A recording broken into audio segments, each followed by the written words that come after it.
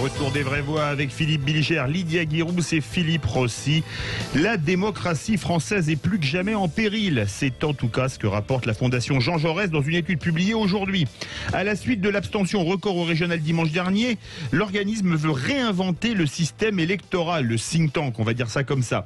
Pour remédier à l'abstention, la Fondation propose d'instaurer le vote par correspondance ou encore de grouper présidentielle et législative. La démocratie est-elle en péril? Eh bien, vous êtes 83% à dire oui sur Twitter. Philippe Rossi, est-ce qu'on n'est pas dans une époque de séparatisme électoral quand on voit le taux d'abstention? Parce que 66% d'abstention, mais à peu près 4% de bulletins blancs et nuls, ce qui nous met à 70% de votes non exprimés. En fait, il y a deux combats à mener. Parce que dans l'abstention, il y a quoi finalement? Il y a ceux qui sont déçus de la politique et qui ne se déplacent plus, qui ne veulent plus voter. On en a eu des auditeurs comme ça, on en a eu beaucoup. Et alors, le deuxième, c'est qu'on a ces jeunes, 80% des 18-34 ans, qui, je ne sais même pas pourquoi ils ne votent pas, parce qu'ils ne peuvent pas être déçus quand même de la politique. Je sais pas. Alors ça vraiment, ça reste un mystère. Peut-être que c'est aussi une question d'éducation aussi, voyant que les parents ne votent pas trop, eux-mêmes ne votent pas. Donc en fait, il y a deux combats à mener. Et c'est vrai que c'est très inquiétant parce que comment convaincre les jeunes de voter, ça va être très compliqué. On va en reparler du vote par correspondance ou par Internet. Mais je sais pas si ça va changer grand-chose. Quant à ceux qui sont déçus de la politique, alors ça, malheureusement, avec le quinquennat qu'on vient de vivre, je pense pas qu'ils vont aller voter de sitôt. Et là, je suis très dubitatif. Je ne sais pas quoi faire. Je sais analyser, mais je n'arriverai pas à trouver de solution. Philippe Bilger. Mais Philippe, il était difficile avec un tel taux d'abstention de ne pas s'interroger sur la crise de la démocratie. Mais je crois qu'il ne faut pas non plus tomber dans un pessimisme excessif. On réfléchit depuis le 20 à une multitude de modalités techniques qui évidemment permettraient davantage d'aller voter. Mais tant qu'on n'aura pas profondément modifié le rapport du citoyen avec la chose politique et avec l'art de gouverner, on n'aura pas véritablement changé les choses.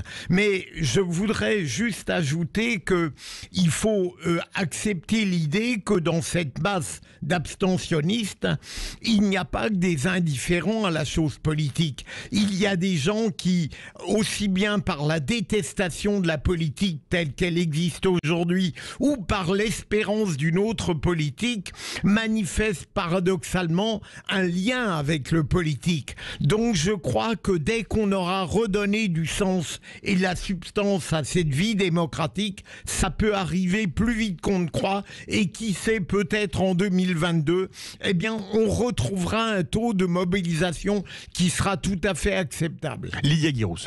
Alors tout d'abord, je pense que les régionales, peu de Français y comprennent quelque chose, et peu de Français savent à quoi servent les régionales. Donc déjà ça, c'est pas de nature à mobiliser fortement. Ensuite, dans l'agenda, on a quand même eu au même moment la fin du couvre-feu, la fin du masque. Donc les Français se sont dit vite, on a envie de vivre, on a envie de profiter, et n'ont pas eu forcément envie d'aller voter. Ce que je regrette, mais je crois que ça peut expliquer, ces deux points peuvent expliquer une partie de cette abstention qui est très forte. Les régionales ont toujours été des moments où les Français se sont beaucoup abstenus. Ce qui m'inquiète, c'est... je vous coupe, la participation avait été de 50% aux dernières régionales. Okay. Ce qui m'inquiète, c'est vraiment la très forte abstention des jeunes. Je pense que d'une part, ça dit que, ils avaient envie de profiter de la vie qui reprenait. Deux, qu'il y a une forme d'individualisme et qu'on a perdu le sens du nous, et qui sont plus dans le jeu, moi, mon plaisir et la construction de ma vie, et pas d'une espèce de communauté et d'un avenir en commun à travers l'expression et leur choix en votant. Et je crois que la politique, c'est un peu... les politiques, en fait, avec toutes ces émissions, vous savez, où il y a des ricanements permanents, où tout porte à dérision, où on rit de tout, en fait, et qui sont très populaires auprès des jeunes, eh bien, j'ai l'impression que les jeunes pensent que la politique, ce n'est plus quelque chose de sérieux. Et ils se plaindront ensuite que ce sont plutôt les seniors qui décident, mais si on ne va pas voter, eh ben, on ne fait pas entendre sa voix. Les absents ont toujours tort. Et je me souviens d'une phrase où on dit, je crois que c'était Chevènement qui disait à un ministre... ça ferme sa gueule ou ça démissionne. Eh ben, un citoyen, ça vote ou ça ferme sa gueule. Au moins, c'est direct. Voilà. Direction le 0826 300 300. Bonsoir Claude. Oui, bonsoir. Vous nous appelez de Rieux-Minervois ou quel Rieux? Non, Rieux-Volvestre dans le... Ah, Rieux-Volvestre dans le 31, dans la Haute-Garonne, en allant vers le Comminges. Voilà. Ça fait du bien d'avoir un Haut-Garonnais, surtout que ce soir, il y a la finale Stade Toulousain, Stade Rochelet sur Sud Radio, avec Alexandre Priam et Daniel Herrero. Alors pour vous, la démocratie, elle est en péril? Oui, elle est en péril, mais pourquoi est-elle en péril? À qui la faute? Est-ce que les gens qui sont élus font ce qu'il faut pour donner envie de voter? Je viens d'entendre une chose, les jeunes ne votent pas. Pourquoi? Mais vous croyez qu'on va donner envie aux jeunes d'aller voter quand ils fêtent enfin la fête de la musique, qu'on vient les matraquer dans la rue? C'est comme ça qu'on veut leur donner envie d'aller voter? Ensuite, le vote blanc. Quand est-ce qu'on va le prendre en compte, ce vote blanc? Ça sert. Ah bah il y en a qui défendent qu'on prenne le vote blanc. Ah, mais attendez voir, non, mais le vote blanc, il va falloir le prendre en compte. Mais pour dire quoi? Et amener à annuler une élection s'il y a trop de vote blanc. Bah, le vote blanc, je vous coupe. En fait, le vote blanc, c'est juste pour dire, je fais mon devoir citoyen, je vais voter, mais je ne me reconnais pas dans la proposition politique, et donc les élus vont voir qu'ils vont être sanctionnés. À partir du moment où il va y avoir, c'est ça en fait l'utilité du vote blanc. Il faut déterminer un seuil à partir duquel, quand le vote blanc est trop important, on annule l'élection et on sort les candidats pour qui les gens n'ont pas voulu voter. Et je vous garantis que là, on va renouveler le paysage politique de notre pays et que peut-être à ce moment-là, on va avoir à nouveau envie de voter. Parce que quand on les regarde bien tous dans l'hémicycle, là, ils s'installent et puis ils s'installent pour leur carrière. Ce sont des carriéristes. Et on s'étonne aujourd'hui que les gens n'aillent plus voter, alors qu'on a ras-le-bol de voir les mêmes tronches qui font les mêmes conneries.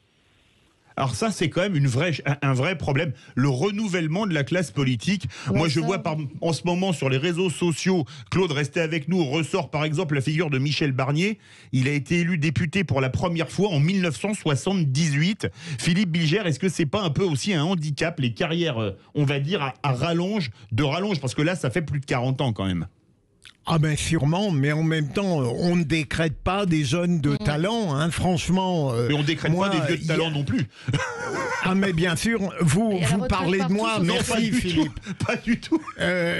Non mais sérieusement, notre ami Claude, je crois, oui, Claude, n'a pas tort, mais en même temps, je dirais, il faut laisser le hasard politique créer ses succès et ses échecs. Je n'irai pas jeter la pierre systématiquement à tous ces politiques qui n'ont fait que ça dans leur vie, mais je le rejoins lorsqu'il dit qu'il faudrait trouver un système qui permet tout de même aux jeunes de talent qui souhaitent faire de la politique de le faire, parce que tout le monde ne veut pas en faire. On prend des coups, on n'est pas toujours en pleine forme. Hein. Philippe Rossi, en vous regardant, vous m'avez inspiré. Excusez-moi. Il y a 2 régions où il y a des pentagulaires. Je sais, c'est un néologisme, mais il y a 5 listes, la Bretagne, il y a la Nouvelle-Aquitaine.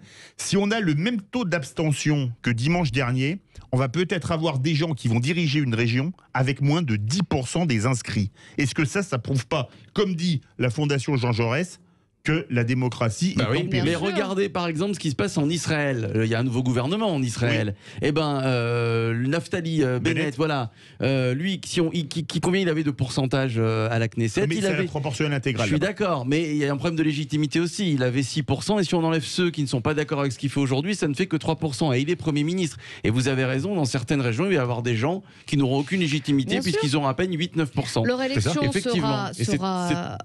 Oui, allez-y. Leur élection sera légale, mais elle sera pas. Leur légitimité, elle sera. Ils seront pas crédibles. Ils seront pas crédibles. Mais vous avez la même chose à l'Assemblée nationale. Et de la même façon, on dit qu'il faut un renouvellement. Il faut pas reprendre les personnes qui ont de l'expérience, mais on veut aussi des politiques qui savent gérer, qui savent être opérationnels immédiatement. Et on critique tous ces nouveaux députés qui sont arrivés avec l'élection d'Emmanuel Macron, qui étaient des novices, qui savaient pas du tout comment fonctionnait l'Assemblée nationale. Donc il faut un peu savoir ce qu'on veut. Après, il est évident que dans les partis politiques, les carrières se font quand on est un apparatchik, quand on a suivi un homme politique, qu'on a fait toutes ses classes. Souvent, le parcours est toujours le même, attaché parlementaire, et puis vous êtes élu auprès d'un homme politique qui fait votre carrière. Et il y a une forme d'homogénéité dans les parcours. Rares sont ceux qui ont envoyé des CV et qui ont cherché un boulot par eux-mêmes. Ils ont toujours travaillé soit pour le parti, soit pour un homme politique. Socialement, c'est assez homogène jeunes aussi. Et puis vous avez toujours les fils et les filles d'eux. Et ça, c'est pas de nature aussi à laisser penser aux Français que cette classe politique se renouvelle en profondeur. Il y a des choses à améliorer, mais il ne faut pas non plus pousser à la porte tous les politiques qui ont de l'expérience et qui peuvent bien gérer le pays grâce à cette expérience. Verdict sur Twitter de ce premier débat régional. La démocratie française est en péril. Vous êtes 83% à dire oui. Tout de suite, notre second débat.